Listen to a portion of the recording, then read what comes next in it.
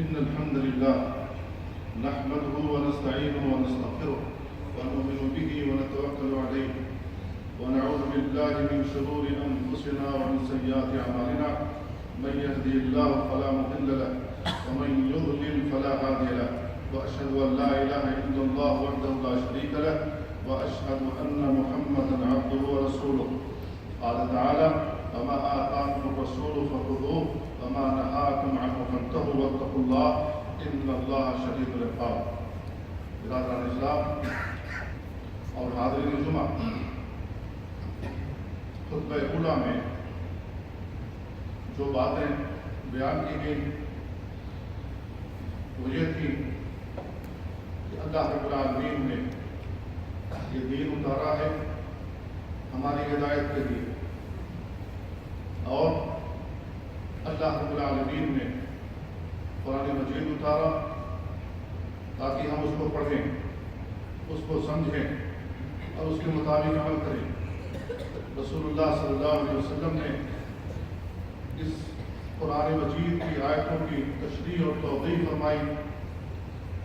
جو کچھ بھی رسول اللہ صلی اللہ علیہ وسلم نے قرآن مجید کی توضیح اور تشریح فرمائی ہے اسی کو ہم سنت کہتے ہیں، احادیث نبویہ کہتے ہیں۔ تو قرآن اور سنت یہ تشریح مصدر ہیں، یہی دراصل اسلام کے وہ قانون ہیں، وہی احکامات ہیں جنہیں اللہ رب العالمین نے اتارا ہے اور جس پر ہم عمل کرنے کے متعلق بنائے ہوئے ہیں۔ وَأَنزَلْنَا إِلَيْكَ الذِّكْرَ لِتُبَيِّنَ لِلنَّاسِ مَا نُزِّلَ إِلَيْهِمْ۔ اللہ رب العالمین نے بیان فرمایا کہ اے نبی، ہم نے آپ کی جانب یہ ذکر قرآن مجید نازل کیا ہے تاکہ آپ اس کو بیان کر دیں، اس کی توضیح اور تشریح فرما دیں۔ اللہ کے نبی صلی اللہ علیہ وسلم نے قرآن مجید کی توضیح اور تشریح فرمائی ہے، وہی سنت نبویہ ہے۔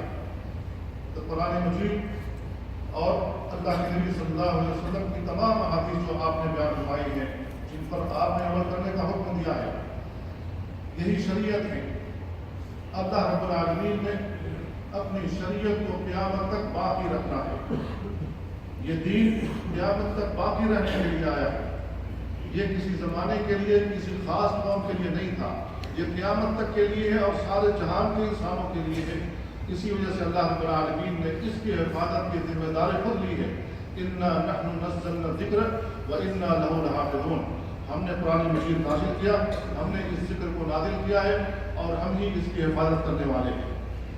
تو قرآن اور حدیث یہ دونوں ہی ہمارے لیے منبع شریعت ہیں، اسی پر ہمیں عمل کرنا چاہیے، اسی کے مطابق ہمیں زندگی گزارنی چاہیے۔ اللہ رب العالمین اسی پر عمل کرنے سے راضی ہے، اس کے علاوہ کسی اور چیز کو دین سمجھا گیا تو اللہ رب العالمین اس سے راضی نہیں ہے۔ وَمَنْ يَبْتَغِ غَيْرَ الْإِسْلَامِ دِينًا فَلَنْ يُقْبَلَ مِنْهُ وَهُوَ فِي الْآخِرَةِ مِنَ الْخَاسِرِينَ۔ یہی اسلام ہے، اس اسلام کے علاوہ کوئی اور چیز دین بنا کر اس پر عمل کرنے کی کوشش کرے گا تو اللہ رب العالمین اس کا وہ عمل قطعاً قبول نہیں کرے گا اور وہ آخرت میں گھاٹا اٹھائے گا۔ تو اللہ کے نبی صلی اللہ علیہ وسلم نے جو کچھ بھی باتیں، جتنی بھی باتیں آپ نے بیان فرمائی ہیں وہ قرآن مجید کی توضیح اور تشریح ہے، کیونکہ وَمَا يَنطِقُ عَنِ الْهَوَىٰ إِنْ هُوَ إِلَّا وَحْيٌ يُوحَىٰ۔ رسول اللہ صلی اللہ علیہ وسلم بھی جو کچھ بھی بولتے ہیں اپنی خواہشات نفسانی سے نہیں بولتے، جو کچھ بولتے ہیں اللہ کی جانب سے وحی ہوتی ہے۔ تو اللہ رب العالمین جو کچھ بتاتا ہے جبریل کے ذریعے سے، جبریل جس طریقے سے سمجھاتے ہیں رسول اللہ صلی اللہ علیہ وسلم کو، اللہ کے نبی صلی اللہ علیہ وسلم لوگوں کے سامنے وہی باتیں بیان فرماتے تھے۔ اللہ کے نبی صلی اللہ علیہ وسلم نے اپنی ایک حدیث میں بیان فرمایا: ترکت فیکم امرین لن تضلوا ما ان تمسکتم بہما کتاب اللہ و سنتی۔ میں تمہارے درمیان دو چیزیں چھوڑے جا رہا ہوں، ایک اللہ کی کتاب، دوسرے میری سنت ہے۔ تم ان کو مضبوطی کے ساتھ تھامے رہو گے کبھی گمراہ نہیں ہوگے۔ ان دونوں کے علاوہ کسی اور سے ہدایت طلب کرنے کی کوشش کرو گے، کسی اور سے ہدایت حاصل کرنے کی کوشش کرو گے، کسی اور راستے پر چلنے کی کوشش کرو گے، گمراہ ہو جاؤ گے، سیدھے راستے سے بھٹک جاؤ گے۔ تو اللہ کے نبی صلی اللہ علیہ وسلم نے بیان فرمایا کہ میں تمہارے درمیان دو چیزیں چھوڑے جا رہا ہوں، ایک اللہ کی کتاب اور میرے نبی کی سنت ہے، میرے نبی کی سنت ہے۔ نبی کریم صلی اللہ علیہ وسلم نے ایک حدیث میں ارشاد فرمایا کہ قرب قیامت بعض لوگ ایسے آئیں گے جو اپنے صوفوں پر اپنی کرسیوں پر بیٹھے ٹیک لگائے ہوئے کہیں گے کہ ہمارے لیے اللہ کی کتاب کافی ہے، ہمارے لیے اللہ کی کتاب کافی ہے، رسول اللہ صلی اللہ علیہ وسلم کی سنت کو ہم نہیں مانتے، احادیث نبویہ کو ہم نہیں مانتے۔ یہ لوگ اپنے آپ کو اہل قرآن کہتے ہیں، یہ اپنے آپ کو اہل قرآن کہتے ہیں، جو کہتے ہیں ہمارے لیے کتاب اللہ کافی ہے، سنت رسول کی کوئی ضرورت نہیں ہے۔ ایسے لوگوں سے پوچھنا چاہیے کہ اگر قرآن مجید آپ کے لیے کافی ہے، آپ کی ہدایت کے لیے کافی، سنت کے بغیر، احادیث نبویہ کے بغیر، تو 5 وقت کی ہم نماز پڑھتے ہیں، 5 وقت کی نماز قرآن مجید میں وقت کے ساتھ کہاں موجود ہے، کس آیت میں موجود ہے؟ رکوع کرنا چاہیے، سجدے کرنا چاہیے، قیام کرنا چاہیے، ان میں کیا پڑھنا چاہیے، کیا نہیں پڑھنا چاہیے، کہاں قرآن مجید میں موجود ہے؟ فجر کی 2 رکعت ہے، ظہر کی 4 رکعت ہے، عصر کی 4 رکعت ہے، مغرب کی 3 رکعت ہے، پھر عشاء کی 4 رکعت ہے، اس سے پہلے سنتیں ہیں، اس کی کہاں وضاحت ہے قرآن مجید میں؟ اللہ رب العالمین نے کہا وَآتُوا الزَّکَاةَ، زکات ادا کرو۔ ہم زکات ادا کرتے ہیں، کن مالوں میں زکات واجب ہے، کتنی واجب ہے، کتنی دینا ہے؟ قرآن مجید میں اس کی کوئی تفصیل نہیں ہے، کوئی تفصیل نہیں ہے۔ پھر اس کے بعد اگر ہم حج کرتے ہیں، حج کی تمام تر تفصیلات، کون سی چیز واجب ہے، کون سا رکن ہے، کون سی سنت ہے، یہ تمام تر تفصیلات اللہ کے نبی صلی اللہ علیہ وسلم نے بیان فرمائی ہے، قرآن مجید میں اس کی تفصیلات موجود نہیں ہے۔ لہذا اگر صرف قرآن مجید کو مانا جائے، سنت کو چھوڑ کر دے تو آدمی گمراہ ہو جائے گا۔ اس لیے اللہ رب العالمین نے قرآن مجید کے ساتھ ساتھ اللہ کے نبی صلی اللہ علیہ وسلم کی سنت بھی اتاری ہے۔ اسی وجہ سے اللہ کے نبی صلی اللہ علیہ وسلم نے بیان فرمایا حدیث کے اندر وَإِنَّمَا حَرَّمَ رَسُولُ اللَّهِ صلی اللہ علیہ وسلم كَمَا حَرَّمَ اللَّهُ تَعَالَى۔ اللہ کے نبی صلی اللہ علیہ وسلم نے بھی بات چیزیں حرام کی ہیں جس طریقے سے اللہ رب العالمین نے بات چیزیں حرام کی ہیں۔ تو اگر رسول اللہ صلی اللہ علیہ وسلم کی حدیث کو نہیں مانو گے تو جن چیزوں کو اللہ کے نبی صلی اللہ علیہ وسلم نے حرام کیا ہے، حرام ٹھہرایا ہے، ہم تو انہیں حلال سمجھ لیں گے۔ تو کیا رسول اللہ صلی اللہ علیہ وسلم کی نافرمانی نہیں ہوتی ہے؟ رسول اللہ صلی اللہ علیہ وسلم کی حکم عدولی نہیں ہوتی ہے؟ حکم عدولی ہوتی ہے۔ قرآن مجید کے ساتھ ساتھ سنت نبویہ کے اوپر عمل کرنا ضروری ہے۔ تو اہل قرآن نے صرف قرآن مجید کو تھامے رکھنے کے لیے وہ کمر بستہ ہے اور وہ صرف عمل کر رہے ہیں، سنت نبویہ کا وہ انکار کرتے ہیں۔ کچھ لوگ ایسے بھی دنیا میں آئے جنہوں نے قاعدہ بنایا جس کو ہم فقہی قواعد کہتے ہیں۔ فقہی قواعد کے مقابلے میں بعض حدیثیں آتی ہیں تو کہتے ہیں کہ یہ حدیث ہمارے فقہی قاعدے سے ٹکراتی ہے، لہذا یہ حدیث جو ہے متواتر نہیں ہے، احاد کی اقسام میں سے ہے، لہذا یہ حدیث قابل قبول نہیں ہے، ہمارے لیے وہی قیاس ہی کافی ہے، وہی فقہی قاعدے ہی کافی ہے۔ تو سنت کو اس طریقے سے تبدیل کری، احادیث کو احاد کے اقسام میں تقسیم کر کے کہا گیا کہ یہ احاد کے اقسام میں سے ہے اور سنت متواترہ نہیں ہے، لہذا یہ قابل عمل نہیں، جبکہ وہ سند صحیحہ کے ساتھ مروی ہے، وہ صحیح بخاری کے اندر مروی ہوتی ہے، صحیح مسلم کے اندر مروی ہوتی ہے، پھر اس کے باوجود بھی وہ اسے قابل قبول نہیں سمجھتے۔ کچھ لوگ ایسے ہیں دنیا میں، کچھ لوگ ایسے ہیں جن کے سامنے احادیث نبویہ بیان کی جاتی ہے، رسول اللہ صلی اللہ علیہ وسلم کی سنت بیان کی جاتی ہے اور وہ حدیث ان کے مذہب کے مخالف ہوتی ہے، تو کہتے ہیں کہ یہ حدیث ہمارے مذہب کے مخالف ہے، ہم قول امام کے مخالف ہے، زیادہ اس حدیث کو ہم نہیں مانتے، ہمارے لیے ہمارے امام کا قول ہی کافی ہے۔ تو کچھ لوگوں نے قول امام کو لے کر کے احادیث نبویہ کو ٹھکرا دیا اور اس کے مطابق عمل نہیں کرتے۔ کچھ لوگ ایسے ہیں جنہوں نے صحابہ کرام کے اوپر طعن و تشنیع کی، کچھ لوگ ایسے ہیں جنہوں نے صحابہ کرام کے اوپر طعن و تشنیع کی۔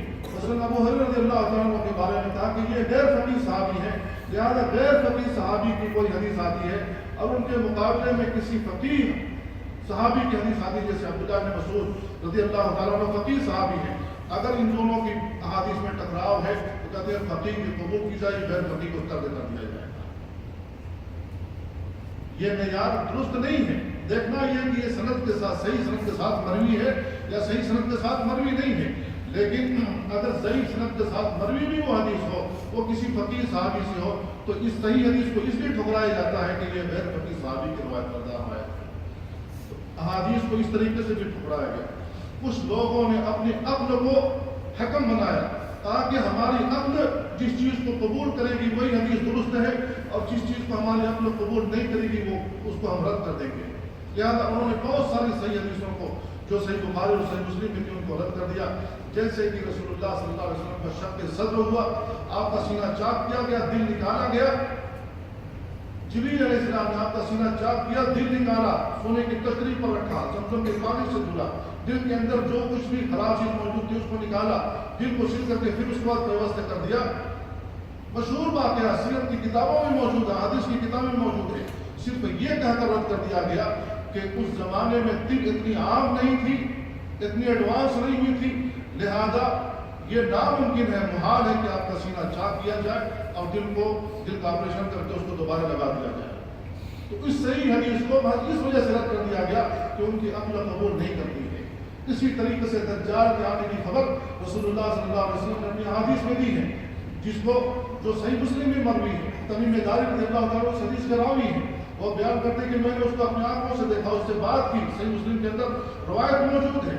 महज ये कह करके इनकार किया गया कि हमारी अक्ल इस हदीस को कबूल नहीं करती है। क्यों कबूल नहीं करती है? इसलिए कि दुनिया में इतनी सैटेलाइटें मौजूद हैं, सैटेलाइट की वजह से दुनिया के चप्पे चप्पे और ज़र्रे ज़र्रे देखे जा रहे हैं, तो दज्जाल कहाँ पर छुपा हुआ और क्यों नहीं देखा जाता? लिहाजा ये कहना रद्द कर देते हैं सही हदीस को। तो कुछ लोगों ने अपनी अक्ल को हकम बनाया है, जबकि अक्ल हाकिम नहीं है, अल्लाह का कुरान नबी की सुन्नत हाकिम है।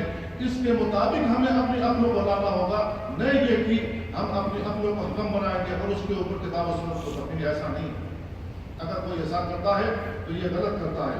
वमा ऊतीतुम मिनल इल्मी इल्ला क़लीला, अल्लाह ताला बयान फरमाता है कि तुम्हें बहुत थोड़ा इल्म दिया गया है, तुम्हें बहुत थोड़ा इल्म दिया गया है।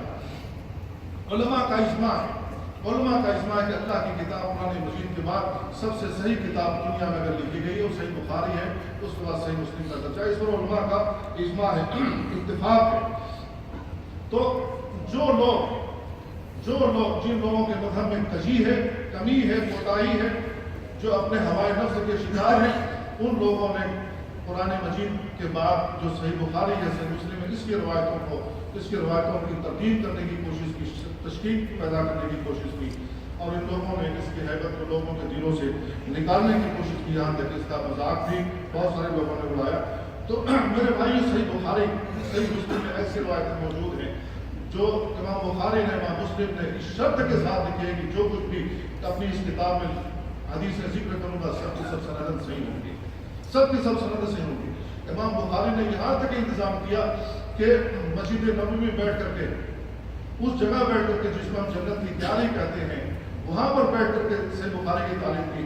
हर हदीस लिखने से पहले गुस्ल किया, गुस्ल करने के बाद 2 रकात नमाज पढ़ी, इस्तिखारा किया, अल्लाह रब्बुल आलमीन से इस्तिखारा किया, अल्लाह ताला भी इस हदीस को यहाँ पर दर्ज कर सकता हूँ, नहीं कर सकता हूँ। हर हदीस लिखने के बाद 2 रकात नमाज पढ़ी है, उसके बाद सही बुखारी लिखी है, और उन्होंने ये इंतजाम किया है। लेकिन बहुत सारे लोग ऐसे हैं जिन्होंने इसमें तशकीक पैदा करने की कोशिश की, गोया कि वो सिरे से सुन्नत नबविया को, हदीस नबविया के अंदर तशकीक पैदा करने की कोशिश करते हैं, लोगों के दिलों से इस चीज़ को निकालना चाहते हैं ताकि वो जो कुछ भी कर रहे हैं उनकी बातें काबिल कबूल हों। अल्लाह रब्बुल आलमीन ने बयान फरमाया, फलयहज़रिल लज़ीना युख़ालिफ़ूना अन अम्रिही अन तुसीबहुम फ़ितनतुन औ युसीबहुम अज़ाबुन अलीम।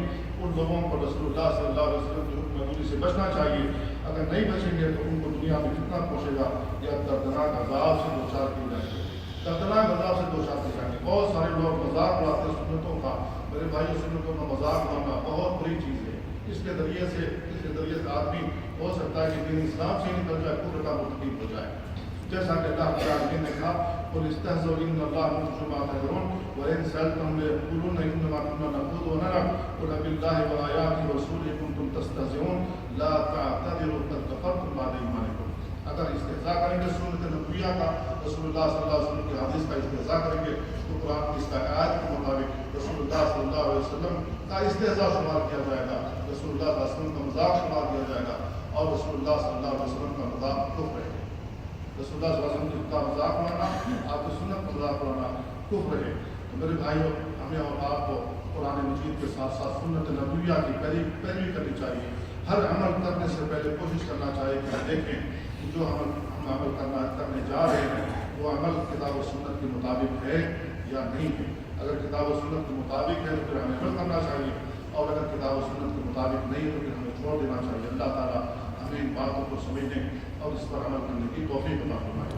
ان اللہ و ملائکتہ یصلون علی النبی یا ایھا الذین آمنوا صلوا علیہ وسلموا تسلیما.